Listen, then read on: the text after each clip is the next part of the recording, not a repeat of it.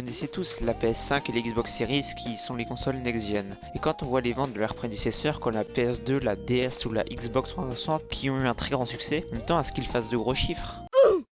Mais en voyant leurs stats, on se demande pourquoi elles se décollent pas autant et pourquoi les anciennes ont aussi bien marché. Donc on va répondre à ça. Tout d'abord, la PlayStation 2 sortie en l'an 2000, la console la plus vendue de tous les temps avec 155 millions de consoles vendues en 2012. Déjà, la notoriété de sa grande sœur, la PlayStation 1, l'aide beaucoup à décoller, car elle aussi a eu un grand succès avec 102 millions de ventes, ce qui la met top 6 du classement. Les gens voulaient aussi avoir des nouveaux graphismes de la 6ème génération de consoles. Ils pouvaient l'avoir avant la sortie de la concurrence, qui ont sorti leur console un an après la PS2. Pendant le règne de Sony, ils ont écrasé la concurrence avec leurs jeux exclusifs, la rétrocompatibilité PS1, le lecteur DVD, et en plus, fin 2010, la console était vendue à seulement 70€. Avec cette console, ils ont réussi à tuer Sega et leur Dreamcast. À la génération d'après, Nintendo et Microsoft étaient prêts pour la revanche. Microsoft sort la Xbox 360 en 2005, un an avant tout le monde. Elle avait tout pour plaire, elle était plus puissante, moins chère, HD, un lecteur Blu-ray, des services de streaming, un très grand catalogue de jeux. Le online était payant,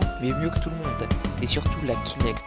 Un gros argument marketing où il fallait bouger pour jouer et pas rester comme un gros modo sur son canapé. De plus, comparé à la PS3 qui avait une image bien dark, bien émo, et la Wii qui était plus pour les enfants, la 360 était pour toute la famille. Bien qu'elle ait eu moins de ventes que ses concurrents, la 360 est une console très appréciée par les fans. On a pu récemment le voir avec la fermeture du Marketplace. Au même moment, Nintendo sortait ses célèbres DS, leur console la plus vendue. On savait déjà que Nintendo était les boss du portable, ils l'ont encore montré avec 155 millions de ventes, soit 1 million de moins que la PS2 en 2012. La console était une révolution. Adieu l'ère de la Game Boy et bonjour la DS. La console était prévue pour les joueurs casus, pour les petits et les grands, avec des jeux classiques, des jeux éducatifs, des jeux d'action. Au début, la console ne se vendait pas si bien en Europe, jusqu'à la sortie de la DS Lite avec un meilleur design, et plus tard la DSi avec son appareil photo. La console était aussi équipée d'un micro, d'un écran tactile et d'un mode Wi-Fi. C'était révolutionnaire à une époque où les smartphones n'existaient pas. Cet aspect casual gamer a écrasé la PlayStation portable de chez Sony et a permis à Nintendo de remonter après l'échec de la GameCube, même si la DS n'a pas réussi à dépasser la PS2.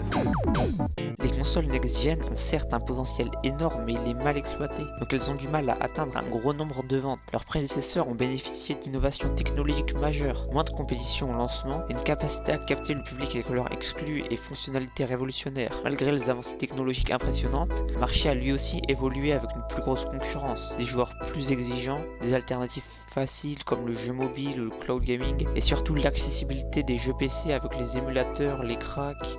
Les joueurs peuvent se sentir bridés par les consoles. Le succès des consoles légendaires réside dans le fait de répondre aux attentes de leur temps. C'est là où les prochaines générations devront s'améliorer pour elles aussi marquer l'histoire.